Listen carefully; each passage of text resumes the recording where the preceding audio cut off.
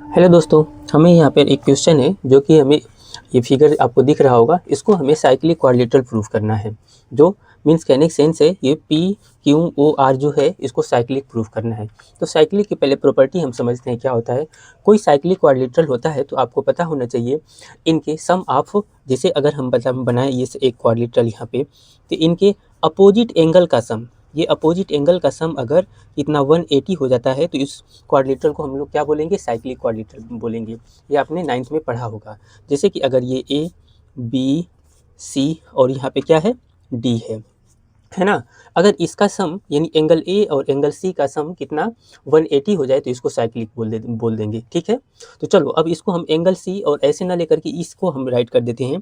ये सपोज यहाँ पे पी है और ये यहाँ पे ओ है और ये यहाँ पे आर है। इसी क्वाड्रिलेटरल को बाहर कर देते हैं और यहाँ पे कितना है, क्यू है। क्लियर है।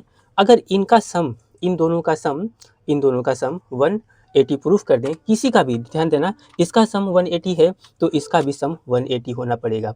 ठीक है, ये बात हम प्रूफ कर दें तो इसको हम लोग साइक्लिक क्वाड्रिलेटरल बोल सकते हैं। ठीक है, तो देखो है भी इजी है, कोई टफ नहीं है। हम कहें सर्कल का क्या है, रेडियस है, ये भी सर्कल का रेडियस है ना। आपको पता है ये इसका कंटेक्ट ऑफ पॉइंट है, radius is perpendicular to the contact of point, तो ये भी 90 डिग्री होगा। क्लियर है ना, ये भी 90 और ये भी 90 डिग्री हो गया, है ना। तो यहाँ पे देखो ये एंगल आर है, ये एंगल आर 90 डिग्री है और यहाँ पे ये भी 90 डिग्री है। तो आप क्वाड्रिलेटरल सम प्रॉपर्टी यूज करोगे, क्वाड्रिलेटरल सम प्रॉपर्टी, तो हम कहें इन दोनों एंगल का सम 180 आ ही जाएगा और जैसे 180 डिग्री आ गया तो हम बोल देंगे कि ये क्या है, साइक्लिक है। ठीक है, तो चलो इसको रिटेन स्टेटमेंट फॉर्म में करते हैं।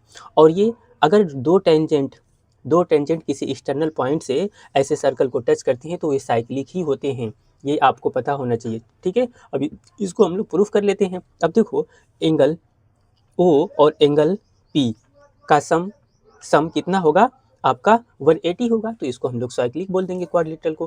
क्लियर है। चलो अब इसको रिटेन स्टेटमेंट फॉर्म में हम राइट कर देते हैं।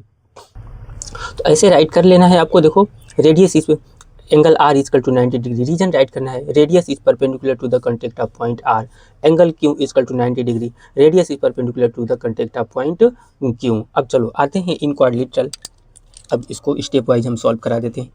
ठीक है, in quadrilateral P Q O R, है ना, पी क्यू ओ आर, तो यहाँ से angle P plus angle Q plus angle O plus angle R equal to कितना, 360 डिग्री क्वाड्रिलेटरल सम प्रॉपर्टी से, है ना। एंगल पी नहीं पता है, एंगल पी ही रहने दो, है ना। एंगल क्यू आपको पता है 90 डिग्री, प्लस एंगल ओ नहीं पता है, रहने दो। एंगल आर कितना है आपका 90 डिग्री, ये कितना हो गया 360। ऐसे स्टेटमेंट में आपको राइट करके दिखाना पड़ेगा।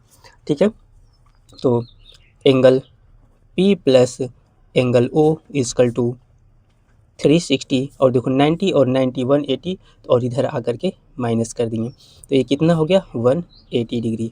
360 में से 180 माइनस हो गया तो angle P plus angle O, इन दोनों का सम कितना आ गया 90 डिग्री। और ये क्या है, इस क्वाड्रिलेटरल में अपोजिट ही तो है। देखो इस क्वाड्रिलेटरल में अपोजिट ही तो एंगल है।